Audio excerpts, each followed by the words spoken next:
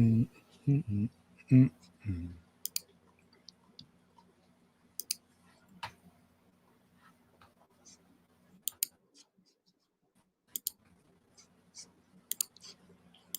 Copy link. Okay, sending link to you, bro. Go.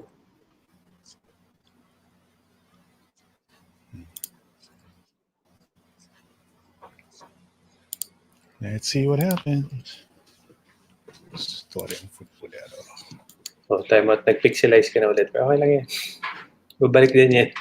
Ikaw rin, medyo eh. Pasalamat na kay PLDT. Kailan kaya sana dumating yung panahon na 500 Mbps. Tapos mura lang. Asa pa no? Okay. Ready to go. So, si Eric hindi na sumagot, ano? Hindi, malayo. Baka stuck pa rin ang Imus. All right. Let's do this.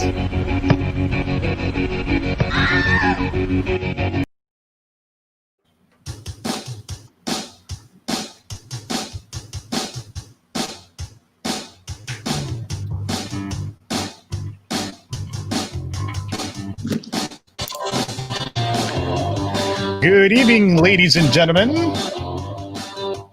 Welcome to Istoryang Futbolero.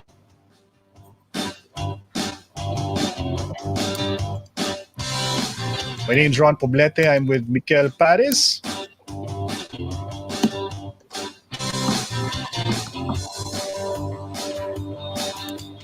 All right. As the very famous Matthew McConaughey would say, all right. Welcome to the show. Welcome to the program. This is Istoryang Futbolero. At welcome back, Mikel. It's been a while. Parang ang tagal natin hindi nag-usap pa. 1 week lang. 1 week. Namiss mo na ako masyado. 1 week lang, bro. Oo naman, bro. Wala rin kami ni Orion nung Friday. Unfortunately, kasi nung Friday, we were supposed to do the usual constitutional reform program, diba? Ng Istoryang Futbolero Fridays. Kaso lang busy si Orion eh. Si Orion Perez, Dumdum. Busy si Orion na. Dami ng trabaho sa Singapore. So, yun, hindi kami natuloy. Dapat magkakaroon kami ng vlog nung Saturday, hindi rin natuloy dahil syempre family day at occupied din siya. So, we want to welcome everyone to the show. Maraming mga nangyayari ngayon sa larangan ng politika. Si Mikel natatawa na lang paminsan. Hearing about these things, especially the thing that's happening in Congress, no? Meron silang mga drama ngayon na one set of congressmen spent time at the Quezon City sports. What's this place again in Quezon City that you went to? Sports club. Yeah, the thing. Because it was outside the house of Oh, okay. So the question was, bakit nila doon ginawa? At bakit kailangan may dramatics pa involved in the I don't know what to call it. to be honest with you, what was the purpose? Ano yung dahilan kung bakit nila ginawa na magpulong-pulong dun sa Quezon City Sports Club, I think. Yes.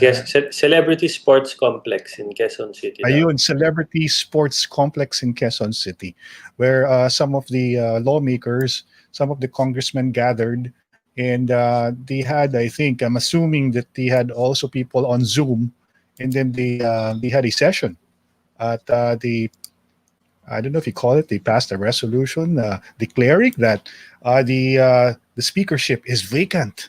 So yun, may mga ganung mga usap-usap kanina na nangyari. And then obviously nag-react si Cayetano sa ginawa ni Congressman Velasco.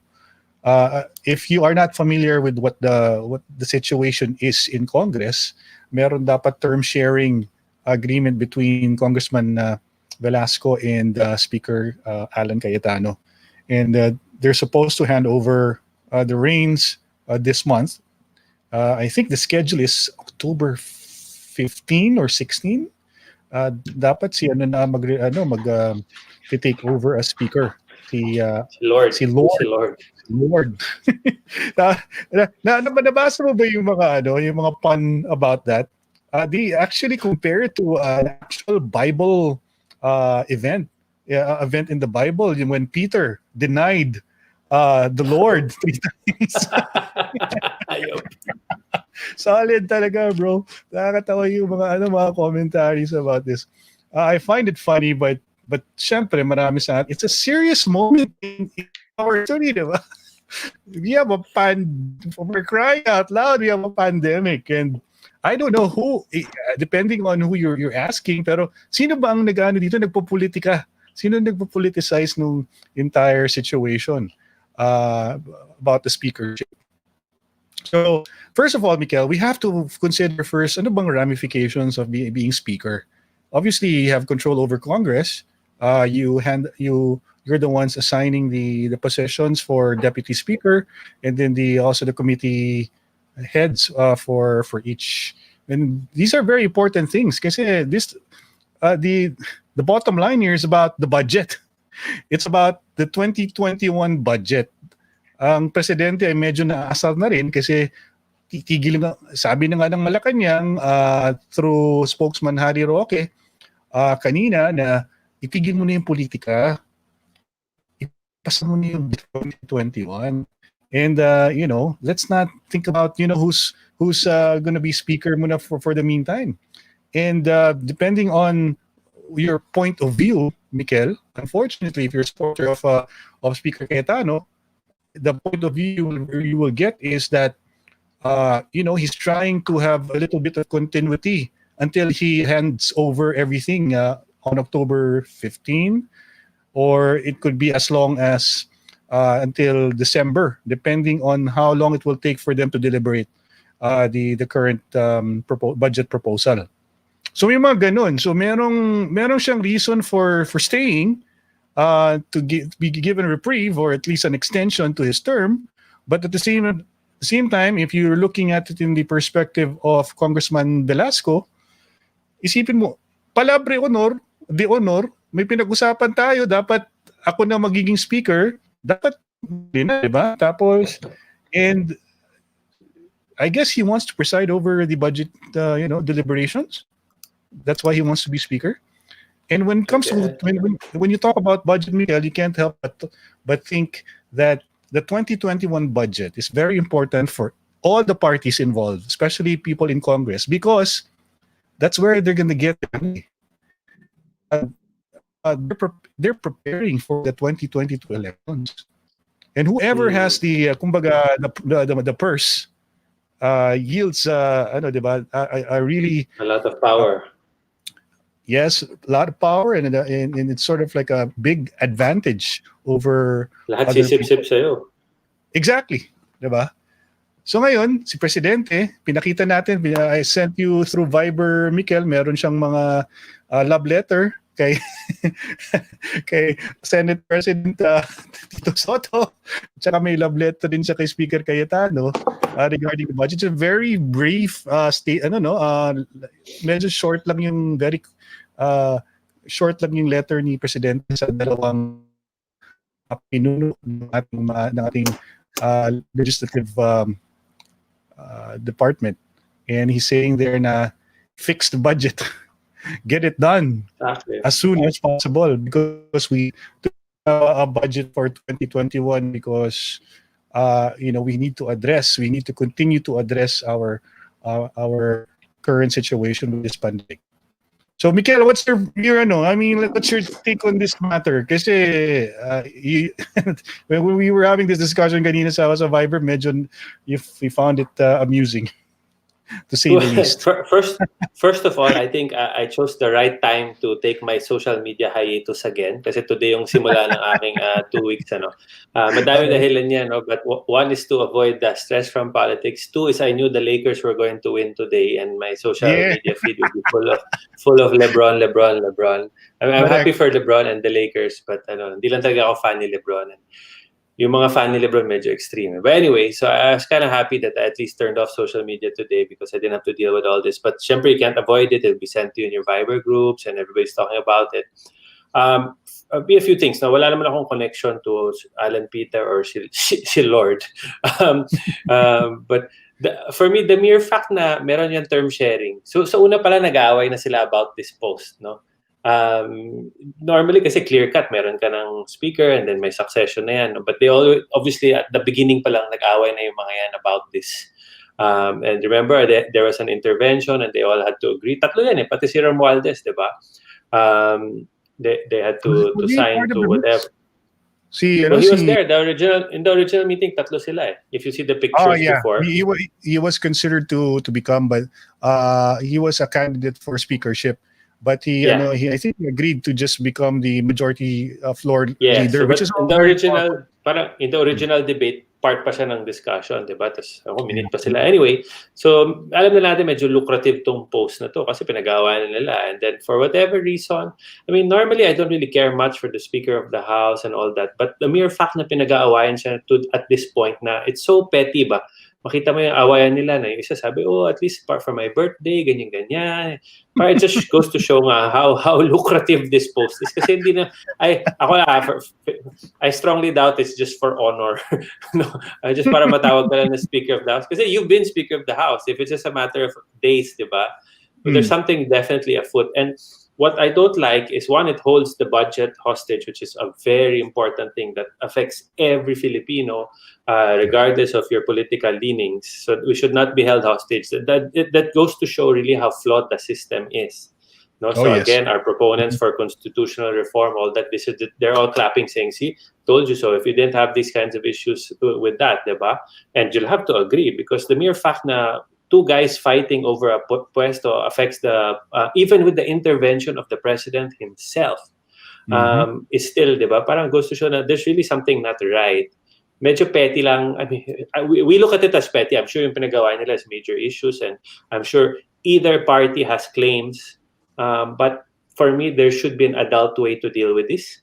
It just does not look very adult from the outside looking in. It doesn't reflect very well. Even people looking outside from other countries are looking at this saying, what the heck is this kagaguhan? Kasi nasa news na yan, di ba? Tapos yung mga hiritan nila against each other, parang, alam mo parang away nung high school kayo. I'll get this group of barkada, sisiraan ko tong isa, itong group ko naman, di ba? Sisiraan lang kayo, parang napaka high school Yun lang sa akin. But again, I don't know the serious play afoot here. Each party must have serious reservations or reasons for doing this. Sa akin lang parang hindi talaga tama. I'm sure most people looking at this, wala naman magsasabi, no, tama lang yan. Mag-away kayo dyan in public. And also don't air your dirty laundry in public, di ba? Yan yung isa pa sa mga rules sa buhay. Sila parang everyday na lang mag-check sa news. Naghihiritan sila sa hindi na civil. See, let's read some of the comments here. Sabi ni Mike Apolonio, bulok itong 1987 Cory Constitution presidential system. And this is indicative of that flawed, constitution. These types of, problems that are surfacing in the middle of a pandemic goes to show that there's something that needs to be fixed. And he continues on, wala na atang pag-asa na mabago itong bulok na sistemang ito. Mismong mga nakaluklok ay ayaw baguhin ito. Syempre naman, sanay na sila sa ganitong sistema. Why would they change something that they're used to and they can easily take advantage of, di ba? Si Julio Bulusan, hindi ka nag-iisa, Sir Mikel, na hindi fan ni LBG. si Lebron na yan, magaling talaga. So, you have to respect his talent. He's an amazing talent. But for whatever reason, talaga, I just can't get myself to support him. Yeah, I know a few people who don't like LeBron James for maybe his personality siguro.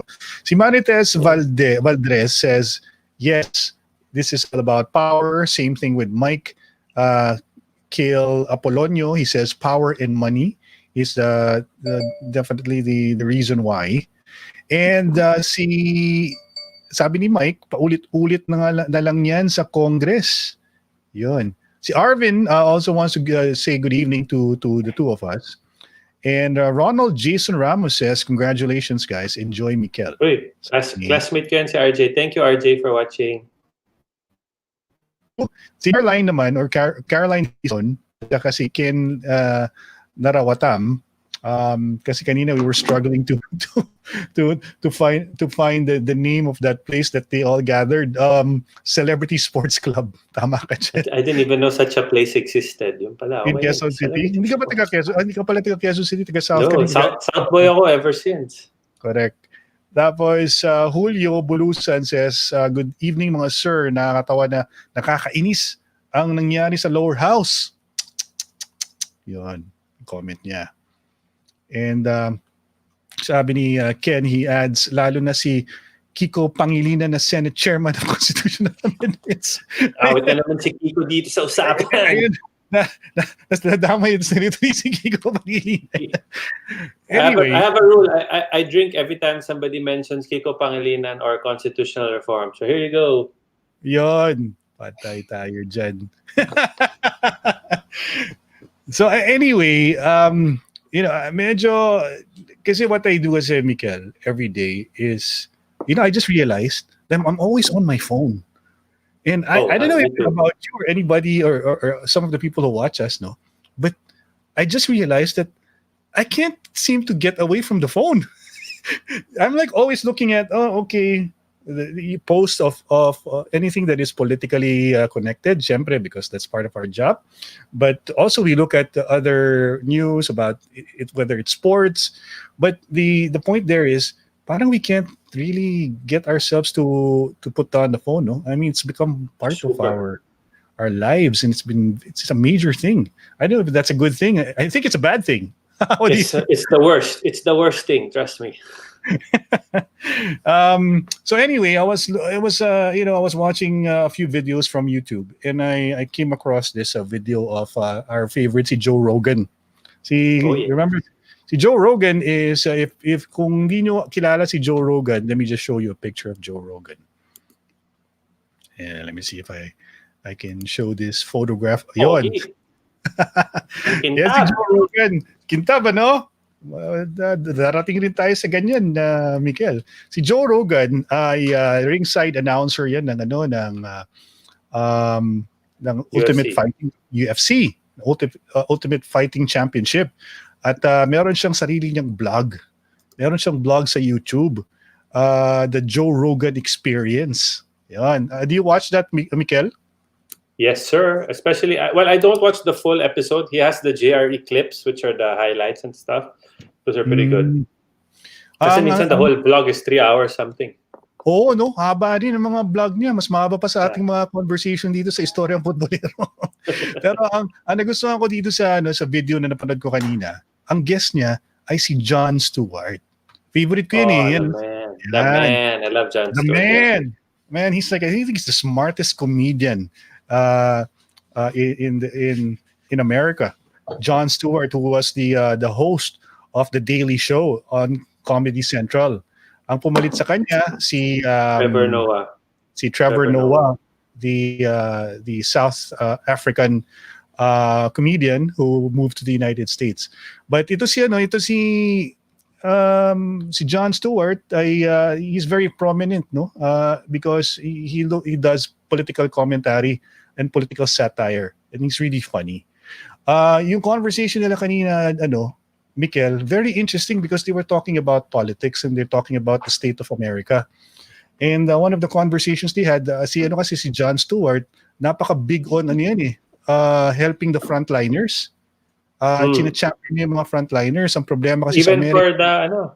Even for the 9/11, yung mga firefighters that had a lawsuit. Exactly. Yun, di ba? They filed a lawsuit. Tapos he's been championing their cause, and he's been in front of Congress, testifying, talking to one time he got upset pa nga, pumunta siya ng Kongreso, talagang castigated Congress kasi maraming absent eh. May mga congressman na hindi nagpakita, di ba? Naasar siya, sabi niya, bakit yung ginagawa to dito sa mga tao na to, na yung mga responders ng 9/11? They risked their lives and now they're sick because of all the fumes that they inhaled, going through the rubble. Diba? They call it the pile, Mikel. The pile that that is diba, the Twin Towers. And because of that, they have parang mga nagkaroon sila ng mga sakit sa lungs. Some of them got cancer. Some of them a lot got cancer because it's a respiratory illnesses from the dust. And ang ano kasi diyan, like when the government when they pass a budget which includes support, let's say, for the first responders of 9/11, merong time limit yan eh. Kumbaga 5 years. Tapos it came to a point na patapos na yung batas na yon. Mag-lapse na yung batas. Tapos they were sitting on their hands itong mga kongreso nila. Parang hindi nila inactionan na extend yung yung pondo for the first responders. Kaya asar na asar si Jon Stewart.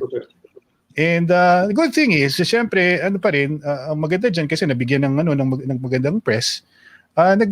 Ginawa nila ng paraan at na-extend yung kumbaga yung batas for compensation and support for the first responders of 9/11. So yung mga sakit are supported by the government so they can get the treatment that they need, as a result of their responding to what happened during 9/11. Ngayon, the reason why I bring this up, Mikel, is because they said something very important dun sa conversation na yun. Sabi ni Jon Stewart, alam mo, bakit daw kasi siya nag-quit sa Daily Show? Kasi it came to a point daw, Mikel, na feeling niya yung kanyang ginagawa is not really making a dent. I mean, you can be the most popular guy and say the most brilliant thing, and you want social change, you want changes in the government, you want to change the system, but you can just do so much, diba? And yung feeling ko everyday sa vlog natin. Exactly. Medyo naalala ko tuloy yung mga sinasabi mo, Miguel, na parang, okay, we have like a few people listening to us, maybe a few hundreds you get to listen to the program. Maybe some of them can pick up something from our conversation and then they tell their friends about it, and and maybe they'll do something about it. We end up mobilizing some people and they work on our societal problems, or they become more vigilant when it comes to government, and they become more participative, diba, in our democracy. But parang feeling mo it's never enough, no? Kasi it has to come from every individual who is part of this society to actually act on the problems that we have in government. So kaya itong pinapag-usapan natin na issue sa Kongreso, hindi po ito unique sa atin. Kahit sa Amerika po, di ba, laking problema nila, ang corruption sa Amerika, meron rin corruption sa Amerika. Because there, legalized ang corruption because they can lobby, diba? And they were explaining, Mikel, how the political system is broken in the States because the real power doesn't reside in the people. It resides in the lobbyists. Resides in big business, in big pharma. Alam mo, they're the ones dictating to their lawmakers na this is the policy that we want. If you're gonna come up with policy that will be deterrent to us earning more, we will definitely drop you like a hot potato and you will not win again in the next election. Ganun eh. Diba? Ganun yung mga labanan doon sa Amerika. The same thing, in the same vein, dito sa Pilipinas, ganun rin ang problema natin. Kaya itong mga congressmen, as much as they can, kulang na lang ibenta nila yung mga kaluluwa nila. Para lang. Baka nabenta na. Nabenta na ba? Baka iba. So yun. Is it the same thing in the UK though, Mikel? Is there... sorry, medyo may echo ng konti. Yung masasabi ko lang, like in the UK, I've said this before, may corruption pa rin doon sa government.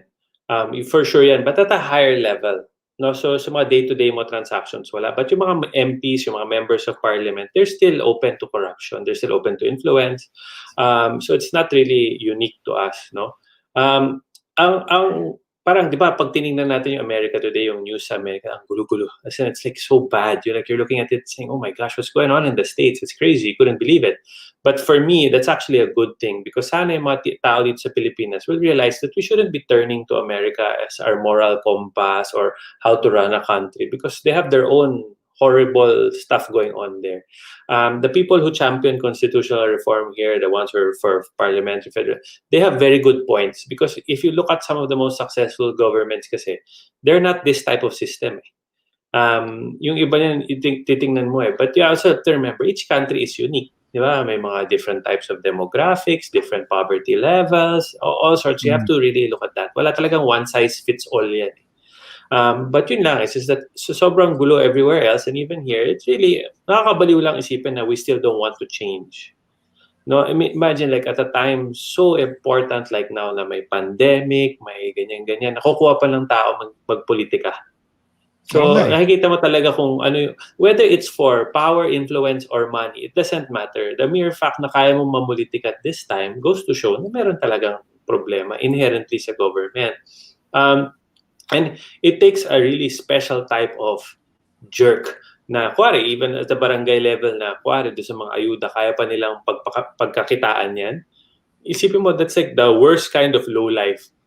For me, mas masahol pa yan sa snatcher or sa mga ganun. Kasi, alam mo yun, itong mga to, may mga pera na to, they're in charge of feeding or taking care of all of these people and nakukuha pa nila magnakaw or gaguhin yung mga tao nila or to withhold ayuda in favor of votes or support. Alam mo yan, yun yung nakakatakot eh. Hindi kita kaalyado, hindi kita bibigyan. So, it just goes to show how really flawed the whole system is. In terms of Congress, I mean, Rod, I'm sure Congress does a lot of good work and there's some really good congressmen out there. But ilang dekada na tayo na panay bad news dyan sa Congress, pork barrel, kung alam mo naman, yung mga 8 na plate, pag nakita ka ng 8 na plate sa daan, alam mo nakakabit yan sa magandang auto, di ba? Kaya pinagbawal na ni Duterte yan eh. Kasi before, lahat tayo gipit-gipit, traffic, bilang may magwawang-wang dyan sa tabi mo, naka-Land Cruiser, naka-Porsche, na ewan, 8 yung plaka, parang ang kapal din ng mukha eh kasi parang ilalagay talaga sa harap mo na ito congressman ako. But like I said, there are some congressmen I know personally, 1 or 2 now that do really good work na were rich already before they started in Congress. But there's also a reason, alam mo, kahit yung party list system, bro, nakakatawa naman yung party list system. Pati ba naman, ay mga, pag binasa mo yung listahan ng mga party list, matatawa ka talaga. Ano ba yung mga LPG, mga gasol, mga security guard na ewan na, you really wonder if they're really representing those people they say they do. Alam mo yan? So, parang anything na lang to get into power. Initially, the intention behind the party list system is very good. Kasi they're supposed to represent a certain segment in society. Or meron silang kumbaga constituents. Like for example, farmers. I have an uncle. Okay, I have an uncle, best friend of my dad. Every time there's an election, he spends his own money, he runs because he's disabled, he's blind. And he used to handle all the sports and stuff. He's represented the Philippines for mga blind stuff, disability. He really champions stuff for disabled people. He always runs every 4 years for Congress when the party list, disabled, yung mga to champion the needs. Alam mo naman dito sa Pilipinas, the disabled people are not really well looked after. If you look at it, even yung mga building codes and stuff na sabihin lang nila, magkalagay lang sila ng rampa sa building. Yung ganyan pa na rampa, yung hindi mo maakyat ng wheelchair. So the disabled people are really not well represented. And that's the kind of people that really should be represented. But they'll never win. Kasi, iba, it's all about money, how much you spend to run. So you really parang kailangan investment. Super. My tito, he gets fundraising, but a lot of it is his own money, and it's really just out of he really wants to help the disabled people. And we always tell him, ano ba yan? Keep running, wala namang mangyayari. But he keeps doing it because he really believes in it. But that party-less system, sadly, although it's probably started well, it really doesn't represent the people it's supposed to. Diba? Si Mike Arroyo, diba? Ano ba yung party list niya? Hindi ko na makalimutan.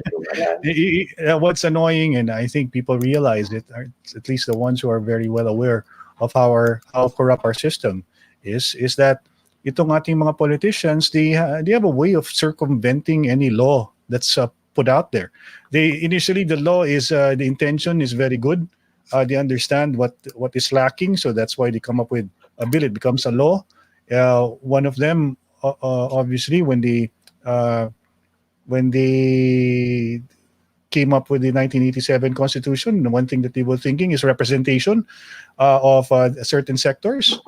So they came up with the party list system. Kaso, kung mayaman ka, pwede kang gumawa ng iyong sariling party list system, and mapapansin mo itong mga representative na from the party list system are also like from the families of politicians from their provinces. So if one runs for congressman in their district, the cousin or the brother will run for Tapos Ron, di ba, lahat sila unahan for the letter A dun sa name ng party list ni Ma. Ayan, si Eric. Oh. Hey, Eric. Hi, Rick. Hi guys, Diba? sorry I'm late. You made it, No, man. perfect time, bro. So lahat sila agawan sa letter A sa party list. So, di ba? Lahat ng party list, halos lahat letter A yan. There's a reason for that because dun sa ballot. So people don't really care about the party list they're voting for. Unahan lang yun doon sa letter A kasi top of mind, top of ano, yun lumikita mo, di ba? At saka kung ano, they depend on the name. Like kaya nga, may mga party list nung 2016, they ran using the name of the president, Duterte Youth, for example.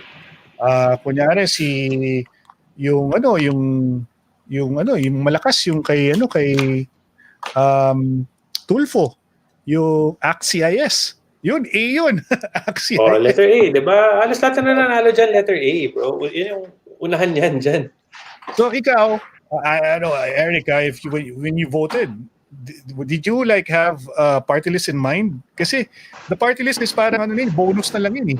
Yung parang, ano kaya piliin dito? Okay, ano yung medyo matunog na pangalan dito? Or ano yung medyo kilala? Yun na lang, kunin mo. Kaya hindi matalo-talo rin yung makabayan block eh. Kasi sila yung kumbaga, in terms of name recall, kilala sila as Bayan or Gabriela or,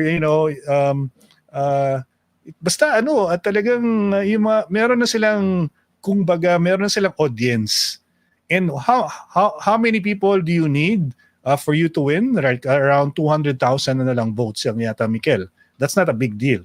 I mean, one province, if you can capture one province to vote for your party list, pasok ka na kaagad. Diba? Ano bang use ng party list? Sorry. Representative. Lang, hanggang ngayon hindi ko alam. Party list kasi is representation for sectors in our society. Like kunyari, representing mga magsasaka, mga tsuper, mga ganyan. Alam mo yun? Farmers, mangingisda, mga ganon. Gabriela, mga babae, women's rights, mga ganon. So yun yung kanilang usually party list represents a particular sector. And we were talking about it kanina ni Mikel Rick, ito ay naabuso to ng mga iba na mayroong resources. And the ones who have political clout, they can just put up a party list and you have like two people from the family in Congress. Diba? Solid, man. Ikaw, ano na lang tayo, gumawa tayo ng sarili nating party list, Mikel. Liverpool haters party list. Yun. Ron, dapat Arsenal para letter A. Hindi man Arsenal. Wala. Panalo tayo niya. Support. No, but yung sa party list, Ron, like if it's to represent really truly certain sectors, they should identify which sectors need the most representation, i.e. Farmers or whatever. Kasi alam mo naman yan, may priority kung sinong pinakamarami, di ba? Kundi, like, LPG dealers, di ba meron dyan LPG na party list na tumakbo eh. I granted the important part of society and whatever. I don't think that's one of the larger parts of society that needs representation. And then also, like, farmers and stuff, that should be what the Department of Agriculture is there for. Bakit kailangan pa nila ng special party list to look after their interests, di ba? Well, first and foremost, we really have to think about what is the role of Congress ba in our democratic system. Congress, they're the ones coming up with the laws. They're coming up all the time. They're ones updating the laws that we have and making sure that these laws are useful to the public. And sila definitely they also bring up. They're the ones who know of the current situation of their respective districts, their regions, their cities. So sila yung ano kaya nga di ba, Congress representatives.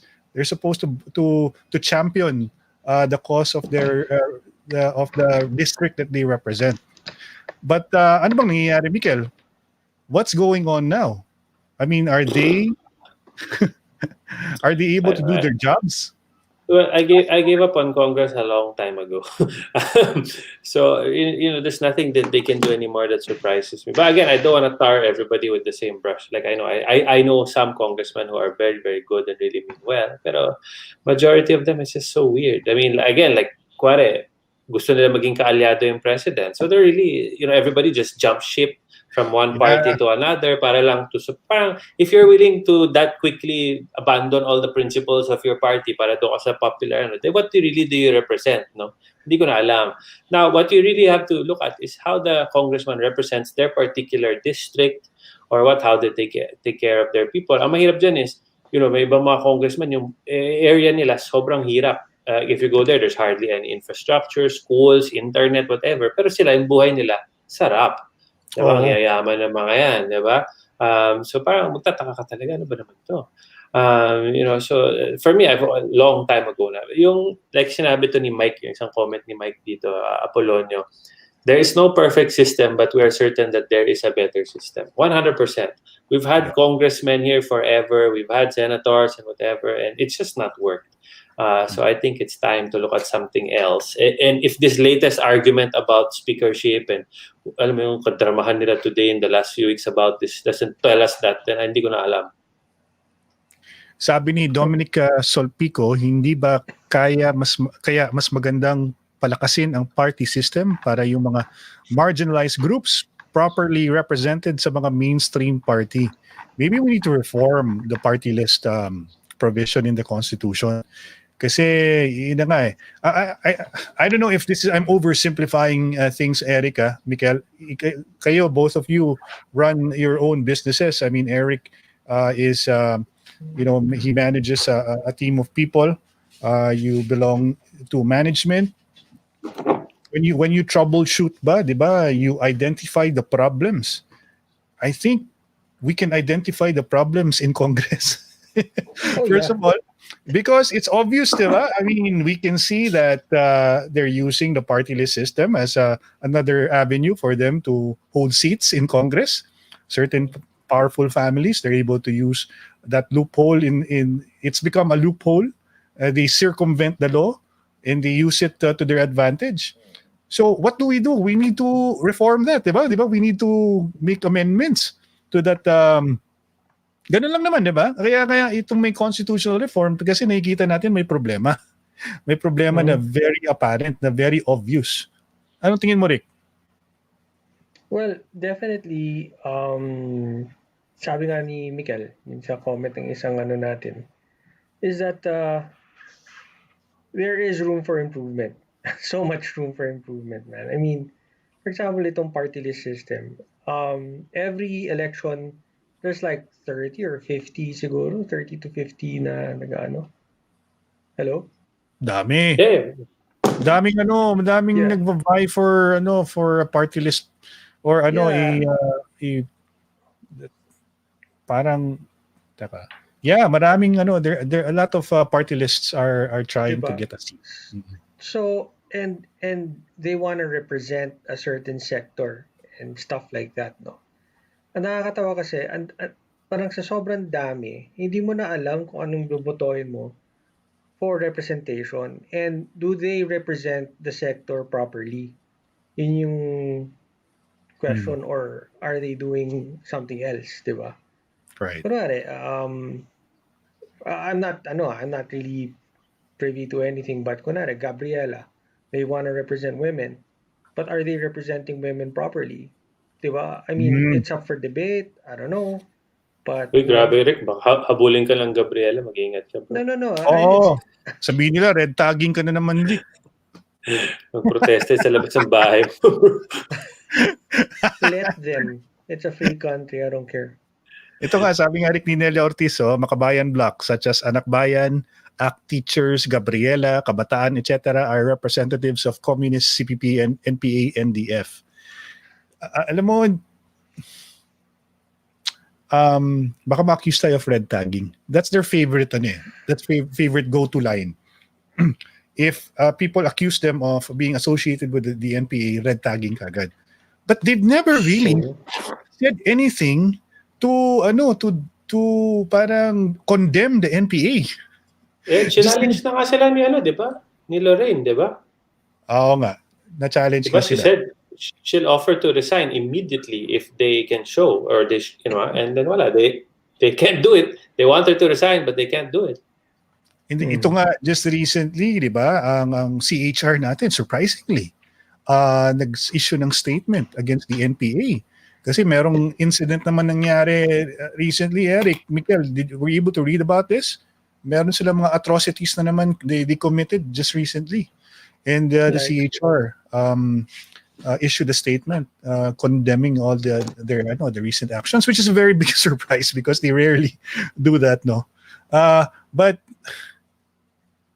and they are actually in some parts they're, I think the US they're part of the list of terrorist groups, the NPA. So paano natin, saan natin lalagay sarili natin? Let's just say that we're ordinary citizens, Mikel, Eric, with a sound mind, or we can decipher for ourselves whether or not this particular group is associated with another group. And you see this Makabayan Bloc, you see them in the rallies. They're always like, di ba, nandun sila sa mga, parating nakikibakay ang mga yun eh. At hindi mo maiwasan, meron from time to time a photograph of some of these Kabataan Party List people or Kabataan members brandishing a huge tarpaulin supporting the NPA. So, tapos meron tayong mga recruitment nangyayari within the di ba, some of the schools, mga public schools. Tapos makikita natin tong mga, di ba, these show pictures of NPA members na former member of such Makabayan Bloc group. Saan ang gagawin mo? I mean, ikaw, common sense na lang eh. Okay. Yeah. And even former members of the NPA are declaring this, are saying this. Yeah. Diba? Na, ay nako, ito, member ako dati nito, itong grupo na to, tapos pumasok ko sa NPA. Yan sila front yan, diba? Parang, kaya nga di ba? I mean, the NPA has been in existence for like what? 50 years? Right? Nandiyan na sila. And marami nagsasabi that they have infiltrated the government already. Oh yes. And it's really through this, no? Through this party list system. Na nahanapan nila ng butas. 'Di ba? So they're in there, 'di ba? So, well, ang question ko lang is ito, like, just to be fair, no, for party lists and stuff. Sana lang if there's somebody watching from our viewers na can tell me na parang they've benefited from party list representation. We're open naman. It's just that very rarely na maririnig mo na, uy, dahil sa party list na yun, umasenso kami or naayos tong problema namin. I'd like to hear. So sana if there's anybody out there with news stories about how successful the party list has been for them, then we're open. But for the most part, so I have to ask, I don't know how they allocate the budget for the party list, no? Because depende sa congressional districts mo, how big your district is, what kind of money you need, that's how the budget is allocated. I don't know how much party lists actually get. It can't be that huge kasi yung representation mo is just like a marginalized sector of society. Mm-hmm. So it can't be that huge, but I guess, they are also still used for voting and all sorts of stuff in Congress, passing, choosing who the next speaker is, yung mga ganyan. Part pa rin sila ng proseso na yan. I can't imagine the backroom negotiations that happen between congressmen, especially the ones who are vying for higher position. Even the party list, representatives. Meron silang dyan. O sige support mo ako. Sigurado may budget ka or bibigyan kita ng ng posisyon na you will head a committee. 'Di ba? Pinaka-importanting committee sa sa Congress is the yung appropriations. That's where the money is, 'di ba? Actually si Congressman Eric Yap Eric Yap ang appropriations ngayon. Hindi natin alam kung anong magiging configuration under Velasco if he becomes speaker. Kaya I think he wants to become speaker because di natin maiwasan, meron din silang agenda in mind. Na ang sabi to ni Ken, of course, these are all speculation, no? We don't know if this is true. Sabi ni Ken na narawatan, ang lahat ng mga yan ay sumuporta kay Velasco na anak-anakan ni Ramon Ang na isang oligarko. Tatakbo yun. I have a question for Congress. No? If you made it that congressmen were just in charge of passing laws, tapos wala sila mga budget apart from a sweldo, do you think anybody would run? Yeah. Alam mo, yeah. Unlikely, di ba? You say, fuck that, I'm not gonna spend all my money to run for this. If you stand diba? for, let's say, lagay natin ang congressman kumikita ng 120K a month. Will you give up your million peso business for, Same could be said for most government posts, Ron. They give up their businesses to run for a lowly government post that pays them 50 to 100,000 a month. Tapos they'll spend how much? 50, 100, 200 million pesos to run simply because they love the country or their constituents. Unlikely. Sabi ni Sid Castillo, Velasco, in my observation, dapat hindi siya karapat-dapat na magkaroon ng posisyon sa gobyerno. He is dangerous. No sincerity, only personal and group interest. Well, we don't know. We don't know him personally. Mikel, we would like to be more balanced, in our opinion about certain political personalities, except for people who are in the we try to remove we try to remove personality from it kasi dapat di naman yan ganun ka-importante. No? What we're looking for is the capability to run the post. Pero wala. Kung willing sila mag-away ng ganyan in public over that post, ibig sabihin may problema talaga siya. It's really crazy. It's a fiasco and nakakahiya siya. What's happening right now? Hindi lang yun, Ricky, kasi both of them are under the they're both supportive of the president. They're all like si Velasco, si Congressman Velasco is under the PDP Laban. Okay? Under the president's party. Si Alan Peter Cayetano was the vice presidential candidate of the president. Siya yung katandem niya. So both of them are president's men in a way, kahit pa paano they're aligned to this administration.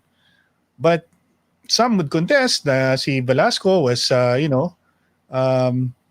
late in the game kasi initially when in 2016 he was a supporter of sinasabi ni Cayetano, supporter naman talaga yan ni Grace Poe. If you look at his campaign materials at his home, puro Grace Poe daw yan dati. Sa huli na lang yun na. So may maganda tayo usap-usapan. You were gonna say something, Rick? Yeah, I mean, yung political alliances will only last until masagasaan na yung personal agenda mo. I think that's basically what's happening here right now. There are two people who are, clawing and scratching for that seat. And it's really embarrassing.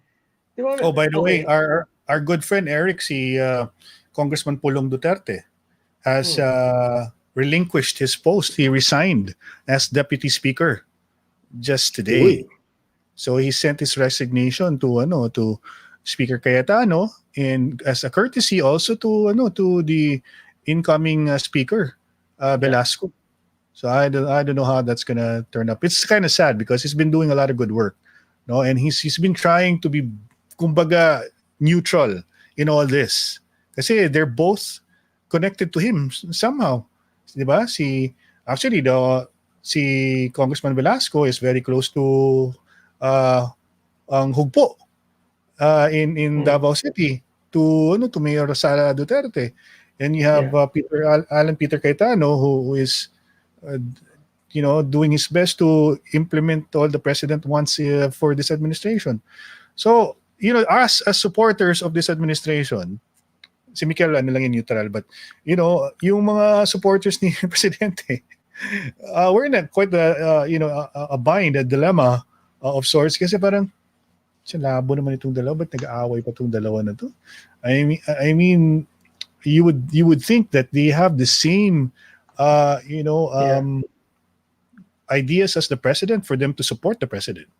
Diba? They want to help the president fulfill his mandate. So this is just about the speakership. Diba? So this is just about the speakership, control over Congress. What's the point? I mean, if Congressman Lord Velasco takes over, will it be a different Congress? Will he be doing a different thing? Will he be changing course from what the president wants? Mga tanong na kailangan matanong. Sagot eh. Ang tanong, okay, yung 1521 na yan, hindi ko masyado gets yan eh. Can you explain that to me right now? Sorry. Di ba 1521, it was the year Magellan arrived in the Philippines? Yeah, but ano yung usapan nila ni Cayetano? 15 months, 21 months. 15 months si Cayetano, 21 months si Lord. So nagkaroon ng compromise. Tatlo yung candidates for speakership. Si Alan Peter Cayetano, si Romualdez, and si Lord. Si Velasco. Velasco. Si Velasco is si Lord. Kung si Lord siya, dapat tapos na usapan dyan. Correct. Si Lord ay obviously kanyang main supporter dyan is si Inday Sara. And then si Alan Peter Cayetano obviously is a very important political ally of the president. And si Romualdez sort of like gave in. I'll just be naging siya. Si Romualdez naging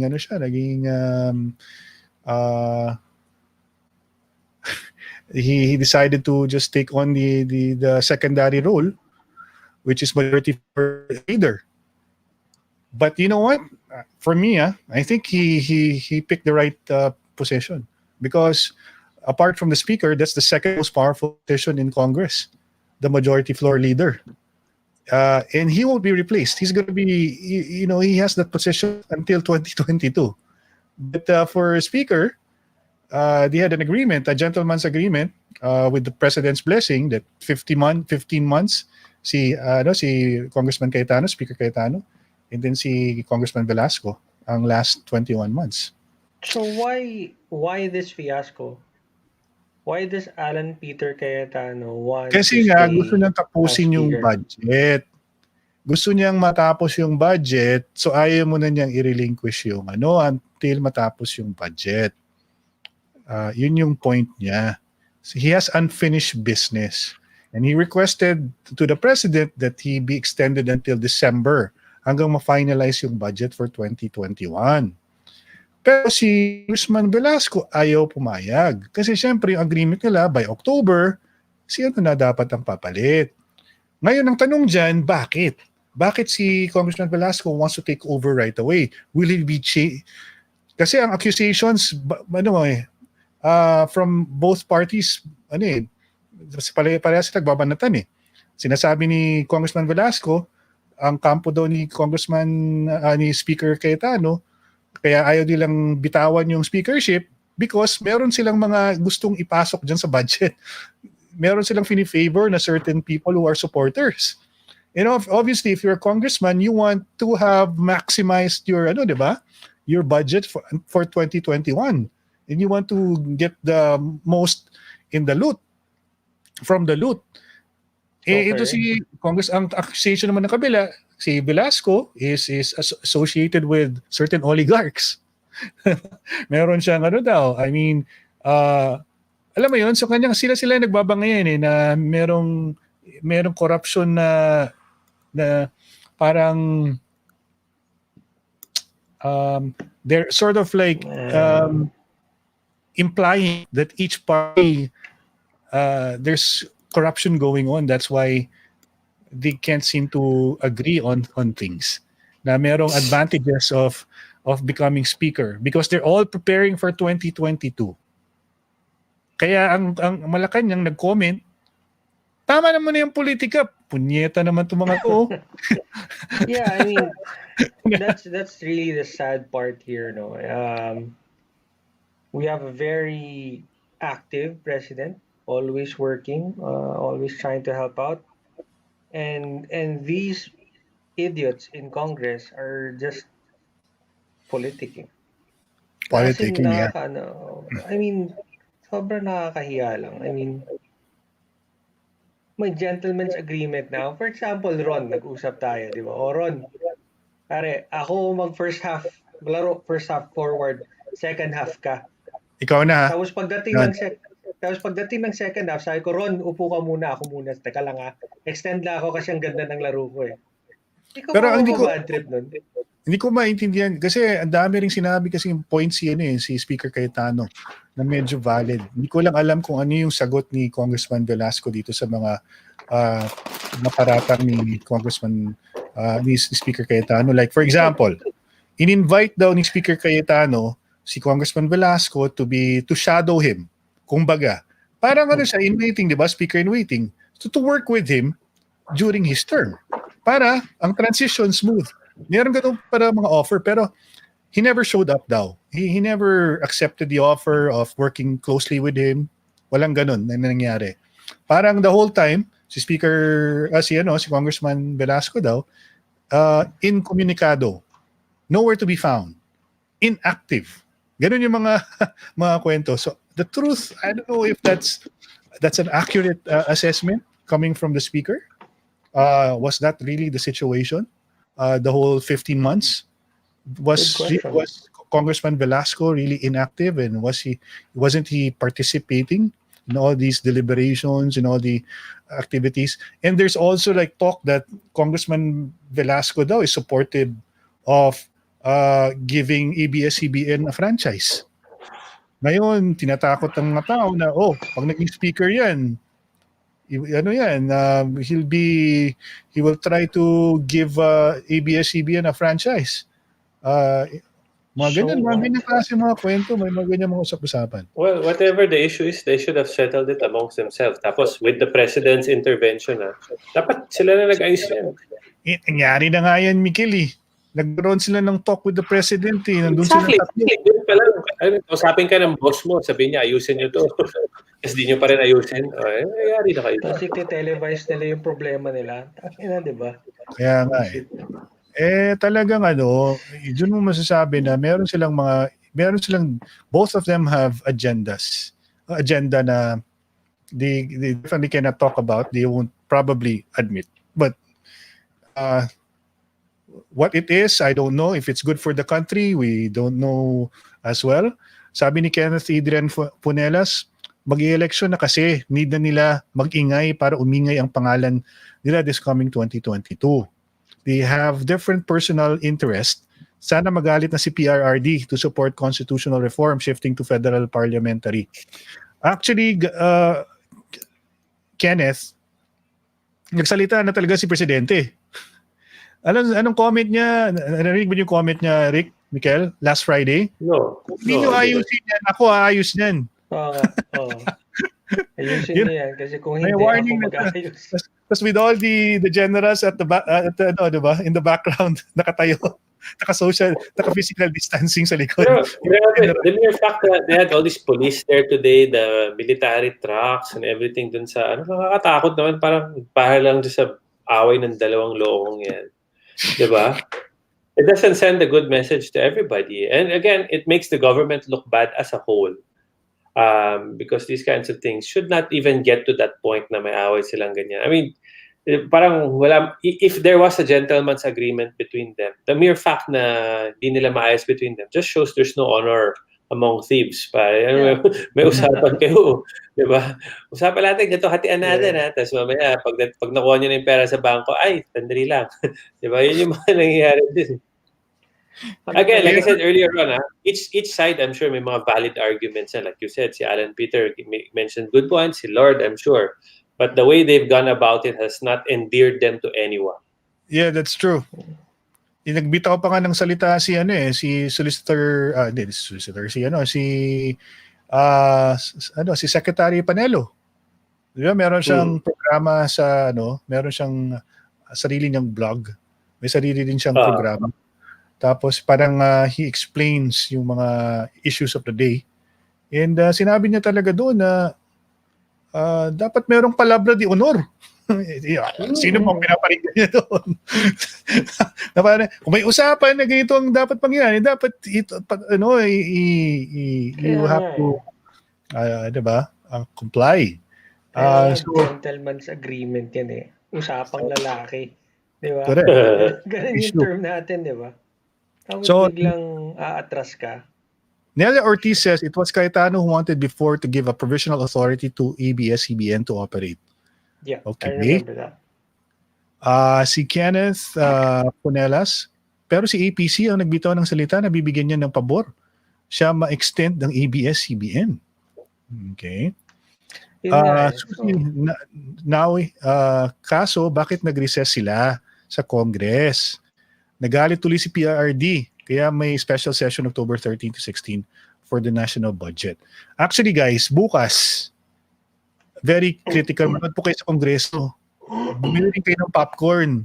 Kasi bukas na yung bukas medyo mabigat, medyo exciting po yung mangyayari bukas kasi maghaharap-harapan yung mga kampo ni Velasco at ni APC.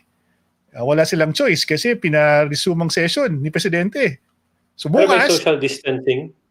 Meron yan. Malamang. Tapos ang iba naka-Zoom. So sabi ni Presidente, special session, open Congress, talk about the budget, get it together. I mean, yun. Sabi ni Presidente, you have to fix this. Kasi unang-una, hindi pa daw lahat ng ahensya ng gobyerno nakausap ng Kongreso. Tapos siyempre meron pa yung subcommittee that's supposed to handle yung mga request of the agencies. Meron silang mga gustong idagdag sa kanilang budget na importante. May suggestion ako. Pwede ba either 1, suntukan, 2, Jack and Poy, 3, pataasan ng ihi, whatever, basta ayusin niya. Sama kayo sa isang kwarto, paglabas niyo, may isa lang yung panalo. Para lang makaunlad na yung Pilipinas. We're still stuck because of this. The mere fact that we have to jump through all these hoops and listen to these two guys fight over something, and it affects the national budget is just ridiculous. Sabi ni Lilit agad, ay sayang nahuli ako. Ano po exact time ng show nyo talaga? What Hindi rin namin. Sorry. Normally 8:30 or 9 kami, Lilit, but medyo may technical difficulties kanina. So masyadong importante si Eric kasi hinintay namin si Eric na makarating sa bahay. Medyo pasensya na, Lilit. Wala kasi kami mga sponsor or budget. So, kanya-kanya kaming internet, kanya-kanya bili sa Shopee ng mga ilaw, mga gano'n. So, we're at the mercy of pero the beauty of that is wala kaming mga influencers. We make up our own decisions and thoughts on this. Walang nagbabayad sa amin dito. Ang kinakalungkot ko lang talaga, Mikel, kasi syempre marami akong kaibigan ng mga vloggers na DDS, na supporters of the president. Sila nag-aaway-aaway ngayon. Pinapagawayan nila tong Congress. Maybe it's all part of the plan, bro. Maybe it's all part of the plan. No, I mean, it's also showing that Duterte is not a dictator. Like what? Exactly. May kanya-kanya mga isip yung mga diba? I mean, everyone has their own opinion, and that's democracy right there being practiced and so wala. If he was really a dictator, walang ganitong mga problema. Kung sino yung gusto niya, yun ang magiging speaker. Wala nang question. Diba? Ganun yung mangyayari kami dyan. Kung gusto niya ng constitutional reform, matagal na tayo nagkaroon ng constitutional reform. Matagal na sana binago. Naging federal form of government na sana tayo kung gusto ni Presidente. Kung dictator siya, kaso Well, hindi. people give him too much credit, not him, probably the opposition. They give him too much credit and they portray him in the media as the guy who's in charge of absolutely everything and does everything, which is not really how that works. No. The evidence doesn't show that eh. Yun eh. Oh. Kanina nga, we've been presenting kasi, Miguel, Eric, to the different regions about constitutional reform. We've been conducting webinars for government employees, for regional offices. Tapos kanina we conducted a webinar for Region 8 and also regional body. Cordillera. Car. Tapos yun, talagang minention namin doon yung talagang in-explain man namin yung constitutional reform.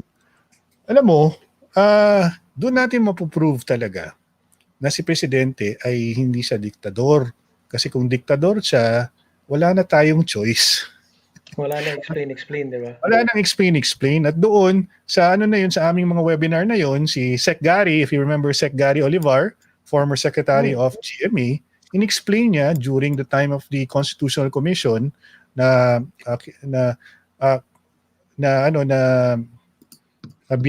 pinabuo ni Presidente, yung led by Justice Puno. Meron doon, nung binigay nila yung first few drafts, parating pinapabalik ni Presidente. Alam mo bakit? Kasi parang gusto niya tanggalin yung kanyang role sa transition. Ayaw niya ma-extend yung term niya. Yep. Uy, tanggalin niya yan. Ayaw kung maging kasama dyan sa pag-transition to federal form of government. So naggumawa sila ng isa pang draft na may transitional government. Sabi niya, tanggalin niya yan. Ayaw ko maging part niyan. Kahit transitional government na 2 years yata, transitional. So alam mo, kung kung everything is based on proof, dyan pa lang, malalaman mo na ang Presidente hindi diktador. At ayaw niyang tumagal dyan sa Malacanang.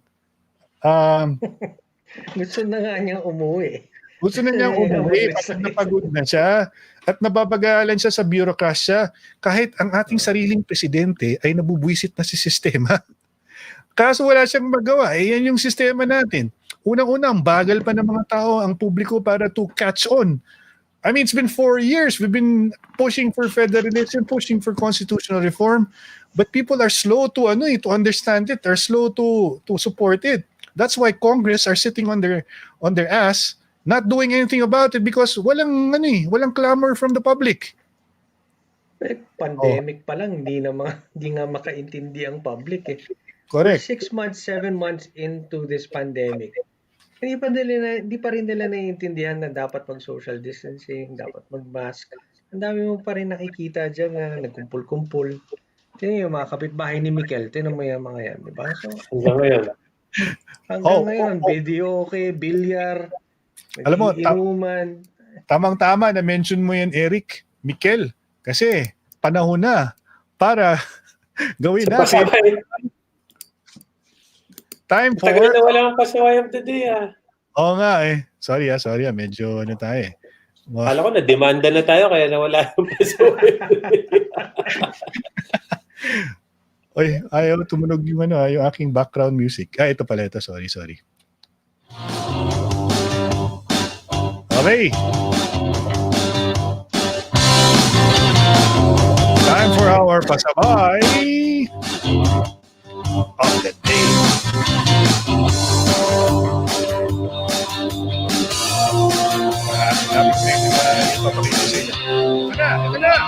Ito na po. Pasaway of the day.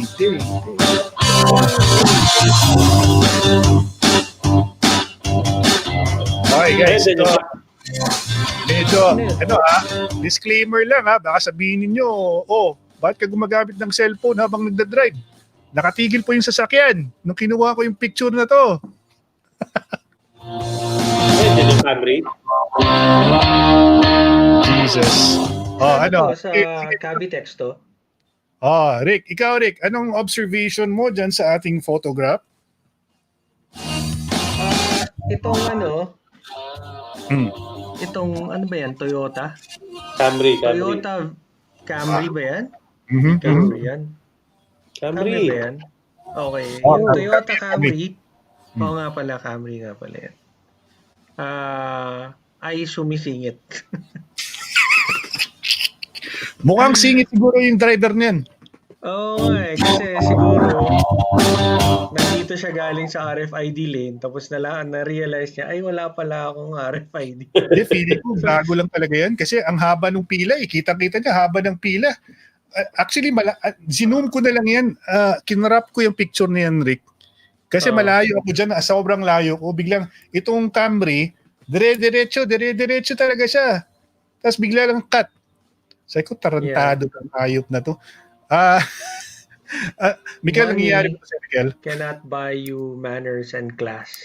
That happens a lot of times. I see that on the road all of the time. It's really upsetting. Especially there in Cavitex. Yung Cavitex yan, di ba? Is that northbound? Cavitex. Yes. Cavitex. That's going to Manila. Yeah, okay. There you go. Actually, either way, no? This way or that way. Sobrang wild ang mga drivers dyan na dumadaan dyan every day. Kasi yan din yung daan ko every Monday and Friday pag pumupunta ako ng Cavite. Kasi pagdating dyan, labo-labo na yan. Singitan na talaga yan. Ito kasi, itong case na to, this happened around 2 in the afternoon. So medyo, alam hindi siya rush hour. Traffic. So ito, yung pila na yan, as you can see, medyo mga nasa 500 meters yung yung pila na yan. Maraming siguro 25 cars na pila. Itong hayop na to, talagang dire-diretso talaga siya, sabay singit. Diyan sa may cones, kita niyo yung cones na yan, diyan siya sumingit.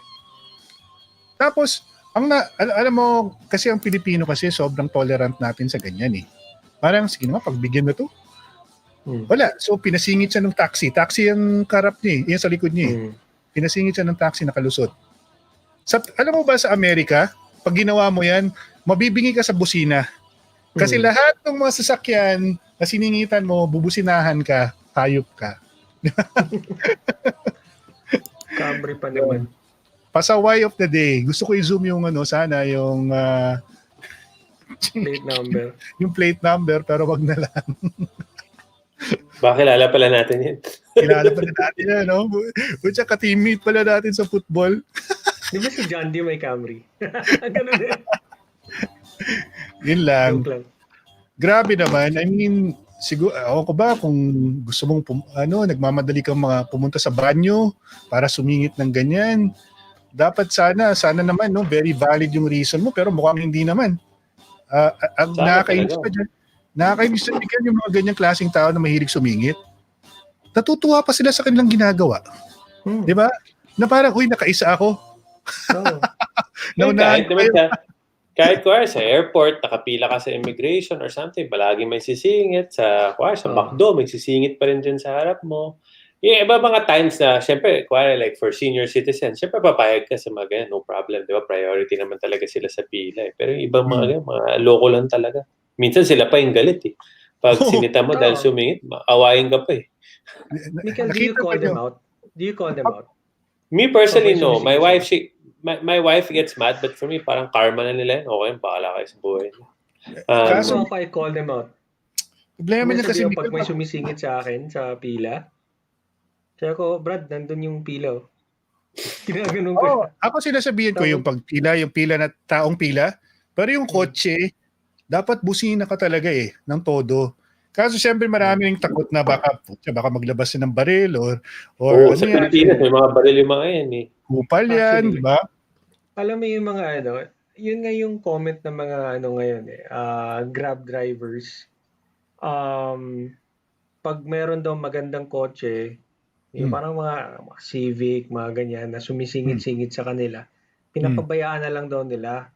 Kasi minsan daw, most of the time daw, yung mga batang yan, yun yung term niya eh. Yung mga batang yan, may dala yan, sir eh. Mga Yan. ganun. So, Hindi, but nakakatakot din. how do Yung we mag-road rage ka. instill discipline in our country if we can't speak up, if we don't confront people about what they're doing? Kasi because they can get away with it, they do it all the time. I mean, Yeah. we have to really, di ba, we have to tell the authorities talaga to really, make sure to really, work Ang, on ang their dapat ang dapat implement. kasi dyan, Ron, if required in that instance, is the people from the toll, di ba kasi may mga guard dyan, may mga, sila din dapat manita dyan eh, tapos tikita nila or what, no? Kasi that's the Oh, only tama. time really those people will learn. Kasi if you kawar, sabihan mo lang yan, wala, di makikinig yan sa'yo. Correct. Tama. I-ignore ka lang yan next time. But Dapat if they siguro, get penalized for stuff like that, then matututo din yung mga yan. ilang Alam mo, beses, di ba sa Skyway and sa SLEX, di ba, naglagay silang speed camera and radars na hindi ka na makalusot, di ba?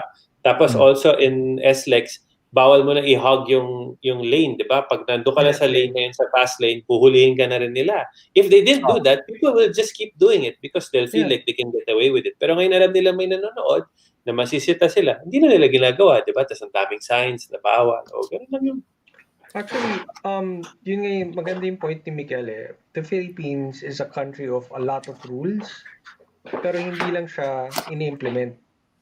Hindi lang siya ini-enforce ng mga dapat nag-i-enforce. Diba? So, yun lang yung problema natin. Kunyari, stoplight.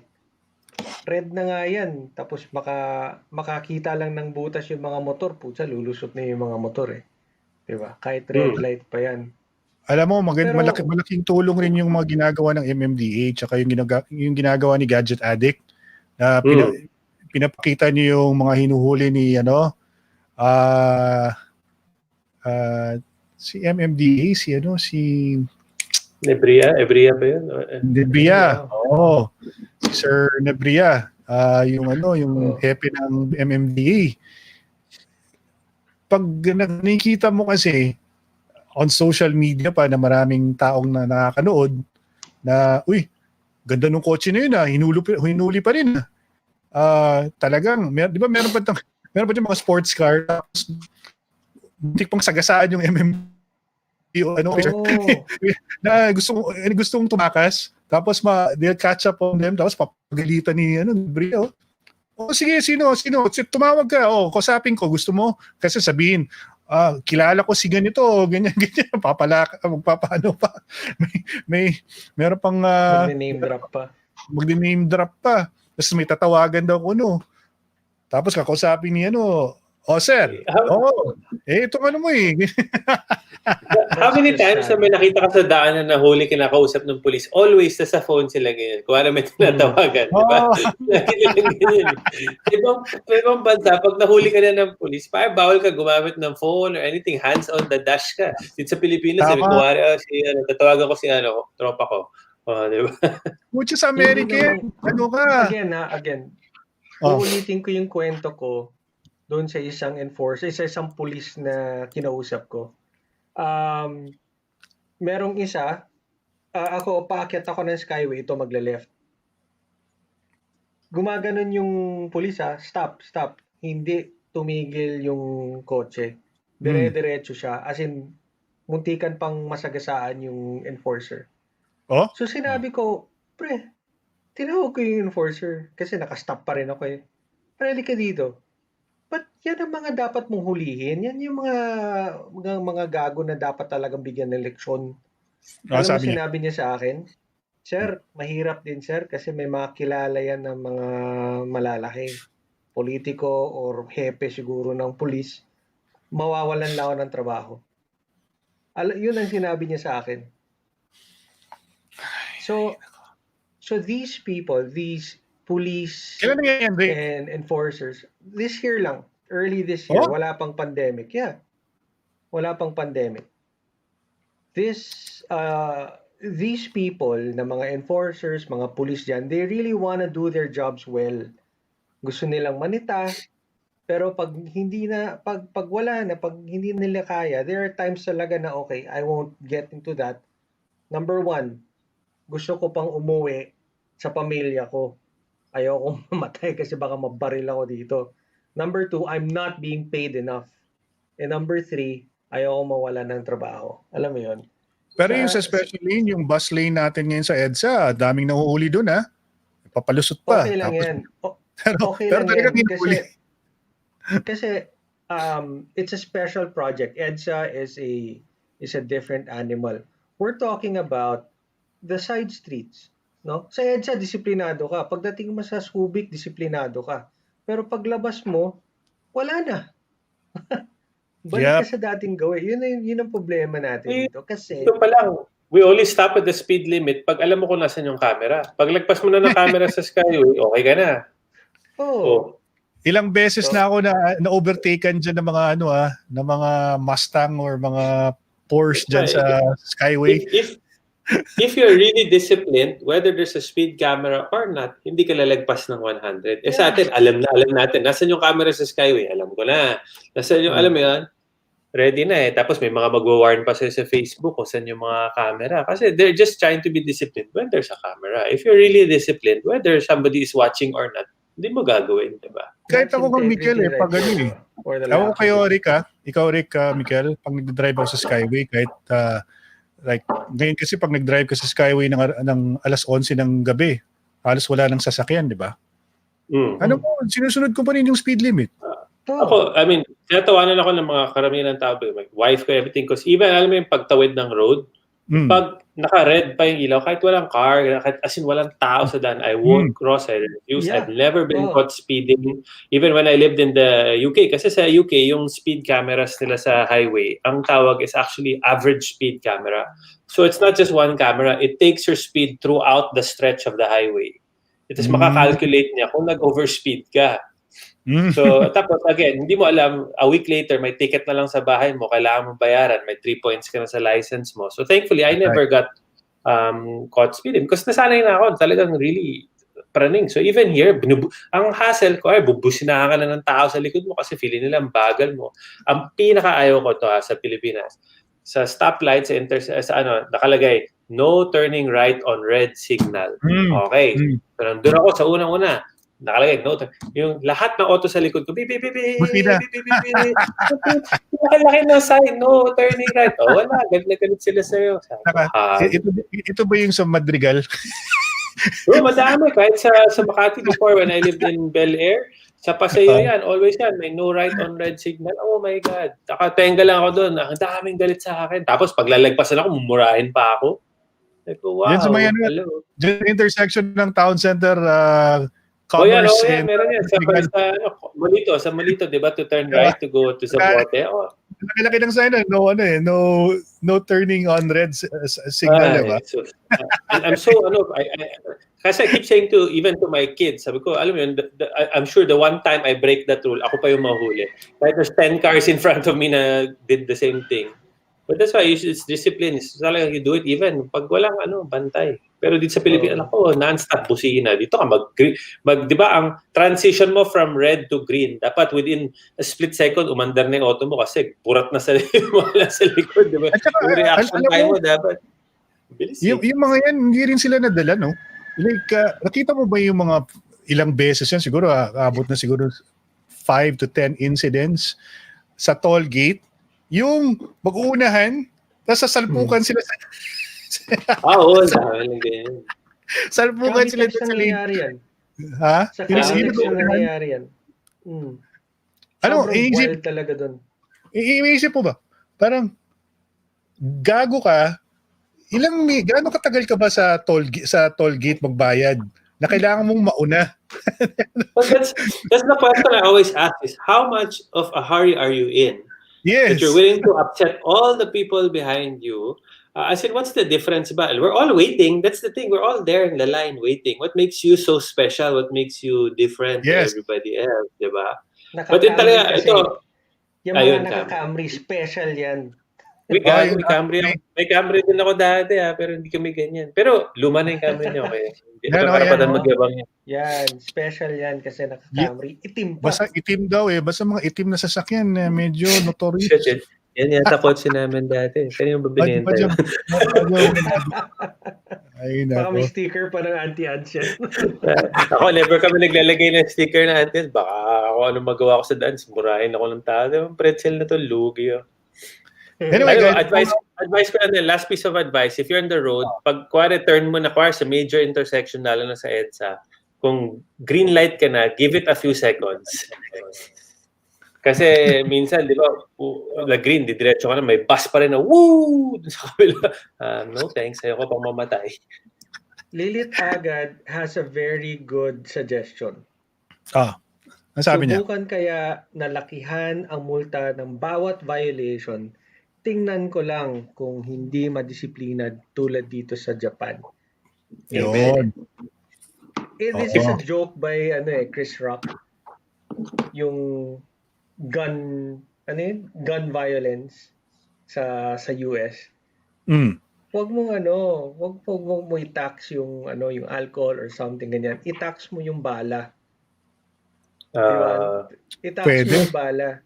For example, isang bala, kunwari ang retail price niyan, isabihin natin 10 pesos. Pero i-tax mo ng super heavy, magiging 200 pesos or 500 pesos isang bala.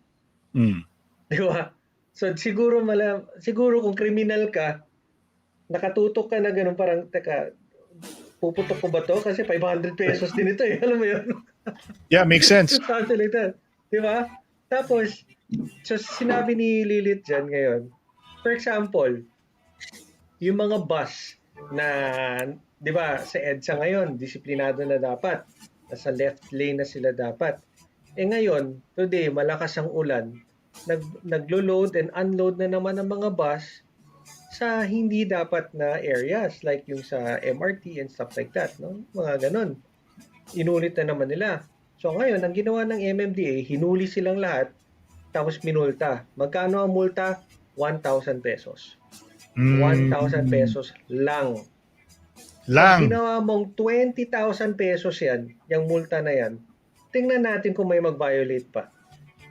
Dapat. Kaso lang, Rick, kasi yung mga ganyang klaseng patakaran, it requires amendments to certain laws. I think the 1,000 peso multa is written somewhere that they're just following. So there has to be an amendment to traffic rules and regulations. Then amend it. I mean, come on, man. I mean, kunwari, jaywalking or drunk driving and something like that, di ba? Siguro, let me ask that, kung kaya ng LTFRB or whatever agency of government. I'm sure they can because they've amended the fines a lot of times already. Pataas na pataas yan. In line with inflation, dapat tumataas yan. Naka-department order lang yan. Pwede na nilang i-implement. If you want people to be disciplined, especially here in the Philippines, taasan yung ang ganda ng sinabi ni Lilith. Thank you, Lilith. Thank you, Lilith. Disiplina muna, ha? Sana, kasi may kampanya ang DILG ngayon. Sana maging advocate po kayo lahat kasi importante po na i-remind natin mga kababayan the importance and I think it's about time that we bring back the culture of discipline here in the Philippines. If you want to be truly progressive, it requires a little bit of discipline for our citizens. Sabi ni Ken Narawatam, magkakaroon ng magkahiwalay na session bukas ng dalawang high school. Velasco 10 a.m. at saka APC 3 p.m. with one mission. Pass the budget. What? Ano yun? Okay. Bakit hiwalay pa? Hindi natin We have mag-gets one Congress. Gusto ko ng sistema na hindi mo marirenew ang lisensya kapag hindi mo na binayaran ng ticket mo. Sabi ni Dominic. Feeling kasi nila sikat sila kapag nakasingit. O baka nainitan na ang mga singit nila. sabi ni Mike Apolonio, disiplina. We have a listener, a senior citizen watching from Japan, folks. Wow, thank you for watching. Hello. Thank you for watching, sir. Miss ko lang Japan. No, nakakamiss rin Japan. Enjoy rin ako dun. Yan ang first, pag okay na ang magbakasyon, Japan is Diyan ako going to be pupunta. the first country that I will visit. Oh, yeah, definitely. Either Japan or Taiwan. Taiwan, maganda rin eh. Ganda rin I'm so happy nakapunta pa ako ng Japan nung January, no? Anniversary namin ng asawa ko. Nakapunta pa kami. Baka may COVID na nung panahon na yun. Anyway, guys, it's time for big takeaway. Starting with Eric. Kasi si Eric yung late. Rick, what is your big takeaway?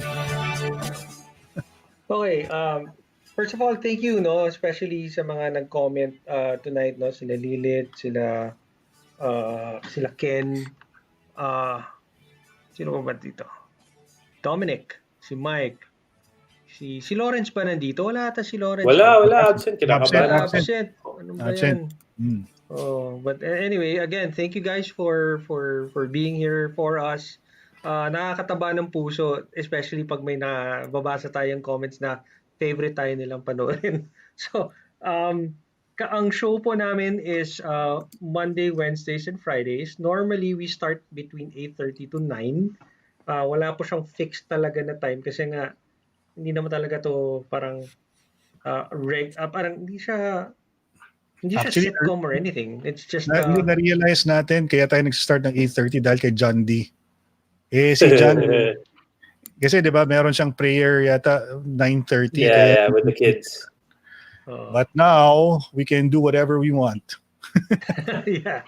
So normally ganun nagre-range ang start time namin, and we sometimes do the show for an hour and a half to 2 hours. But yeah, depends. Kung bored na kami, the end na kagad. So, yun lang. Big takeaway. Oh my God. Medyo nakakahiya yung nangyayari sa Congress ngayon. Hopefully, this will be resolved by these two gentlemen very, very soon. Put their differences aside. We do have a country to... they have a country to run. And nadadamay kasi tayo lahat pag sa mga gulo nila. In terms of discipline, guys, discipline really starts within yourself. It will start with you, and it will end with you. So, even if other people are doing it, hindi siya, yung kunyari, itong example ni Ron, kung lahat ng tao nagra-right turn on a red light, na hindi talaga dapat, it doesn't mean it's right. Ako, pareha din ako kay Ron, tumitigil din ako. Hindi rin ako nagra-right. But in any case, it's really self-awareness. It's really a conscious effort to be disciplined, especially in a country like this, no, wherein a lot of people get away with so many things. So hopefully, we can start change, no, and change starts with yourself. So if you really want to see Philippines become a disciplined country, then start with yourself, start with your family, start with your kids, and alam mo yun, be an example. No? Leadership by example, yun yung tawag dun. So yun lang naman yung aking takeaway for the day. Alright, Rick. Buti hindi ka na ulanan, Rick. Baka dumami ka. Sorry talaga. Hindi kami makaalis dun kasi nga lakas ng ulan. About you, Mikael? Pretty much same as everything what Eric said. No? But first, again, thank you to everybody who watched. We love it when there's so many comments. It's so awesome. Kahit na from all over the world, talaga nakakataba ng puso kasi we're just three normal guys from here who talk about rubbish and nonsense most of the time, and nakikinig kayo sa amin. So sana may natututunan kayo. But guys, also, minsan pag nagko-comment kayo, may natutunan din kami sa inyo. No? And there are times in the show na hindi namin alam yung sagot or we forget, and you help us. Like kanina, we didn't know the venue of kung saan ano yung kay Lord. Sa comments, they all helped us. So goes to show din na hindi kayo paid troll. kasi mga tao talaga kayo na tinutulungan kami with the right answers. Oh. Dominic, thank you. He said get well soon to my dad. So thanks. My dad had the operation last week, but he's okay na. He's back home. So thank you very much. Buti lang sa England siya nagpa-opera kasi walang bayad doon. Thank you to all the lovely Filipino nurses again who helped and took care of him over there. For the speakers, again, for the congressmen, I'm sure you all have your reasons for whatever you're doing now, but forget them and just do what's best for the country. Yun na lang. This budget is very important for everybody, especially now in the pandemic. There's so many people waiting on you guys to sort your crap out so that we can move forward. So sana lang maayos nyo. We pray for the best. And thank you to everybody who's working behind the scenes to figure it out. And again, thanks everybody. Stay safe out there. All right, get it done. Sana matapos na yung budget. Kasi mahirap na. Baka mawalan kami ng budget sa DILG. Guys, si Ron, kailangan na sweldo, guys. Ayos. Yun pala yung whole issue namin dito sa show na to. Kaya pala. Yari tayo. Wala na magpo-promote ng constitutional reform. Next year. Full disclosure pala, guys. Full disclosure. Kailangan nyo ng budget sa DILG. Oy, Sir Alan. Lord, please lang, Lord. Please lang, Lord. Sabi ni Facebook user, mostly kasi mga Pinoy, walang disiplina sa sarili, bara-bara ang alam at walang pake sa kapwa. Dito sa Japan, nasunod ang mga tao sa disiplina kaya maunlad ang bansa nila. That's right. Napansin ko rin yan sa Japan, no? Sobrang disiplinado ng mga tao. Si Nelia Ortiz, good night. Thank you so much for watching. My very handsome brother-in-law from Los Angeles. May huling hirit. Sabi niya, strict implementation of rules and penalties no matter who you are. Thank you, Pedro. And Lilith, salamat. Nikki, salamat. Dominic, thank you so much for watching and participating in our discussion here. Si Ken, si Mike, sino pa ba nandito sa ating listahan? Si Nelia. Si Suzy. Thank you, Nelia. Si Suzy. From Spain pa yun dyan. Si Nellison. Ayun. Ken. So thank you so much, guys. Si Alexander of Bruada of Antipolo City. Yes. Ooh. Salamat. Wow. Hindi na ganun kalayo ang Antipolo, no? Talagang kasi meron ng C6 eh. Pwede ka na mag-shortcut from south to dito. Taytay, di ba? Taytay mo ba yan, Miguel? Bro, sa totoo lang, almost all the places naman sa NCR Manila, malapit lang. It's just the traffic that makes it. Yun yung problema. Yun nakakatamad yung traffic. Pag tinignan mo per kilometer, malapit lang yung kilometer-wise. Doon lang tayo sa traffic na dadali. Guys, we've been doing this for almost like more than a year already. We're encouraging everybody to be part of the solution, and being part of the solution entails that you embrace the culture of discipline that we are trying to promote in the Disiplina Muna campaign of the DILG. And now it's called Bida ang May Disiplina because we are working with the DOH, and it's very timely. A very important trait of an individual or a citizen is discipline, lalong-lalo in the time of a pandemic. Because ultimately, transmission happens at home, transmission happens in the office, and if you have the discipline to follow the basic guidelines of the government, chances of you transmitting the virus to another person becomes a lot less. 85%, ladies and gentlemen, ang effectivity of wearing a mask. And you have to remember, the mask is not for you. It is for the protection of the other person. That's why you're wearing a mask. Kasi iba yung understanding ng ibang tao eh. Tingin nila pag nagsuot sila ng mask, sila yung napoprotektahan. You're actually protecting other people when you wear a mask. Yes, okay? But it's best if you're both wearing a mask. Correct. Yeah. That's exactly the point there. But the idea of you wearing a mask for another person, that brings about, you have to be that builds on your integrity as a person. And discipline, your integrity and character gets built up when you have discipline.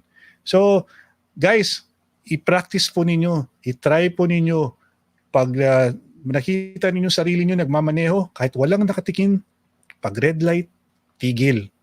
Huwag diretso. Don't beat the red light. Kung ikaw lang mag-isa naglalakad ka sa kalsada, meron kang basura sa kamay mo, kahit walang nakatingin, maghanap ka ng basurahan. Doon mo itapon yung basura mo. Ito yung mga simpleng bagay na pwede mong gawin and it will build your character. Okay? And you will thank us for it because you know what? You will begin to realize how your strength of character will drive you on, and you will become more successful, and you will become more valuable to society. So, Amen. our reminder to everyone, bidang may disiplina, bawal ang walang mask, i-sanitize ang kamay, distansya ng 1 metro, at alamin ang totoong impormasyon. Huwag tayo magpakalat ng fake news. Pag meron tayong natatanggap sa ating mga kaibigan, meron silang pinopost na kataka-taka, medyo too good to be true or too sensational to be true, alamin niyo yung totoong impormasyon. Try to research on it first before sharing it with other people. So those are the reminders. Bida ang may disiplina. Salamat po sa inyong pagkinig at pagnood sa ating programang Istoryang Futbolero. Alright, good night everyone. See you guys. Bye. Bye. Guys, ingat.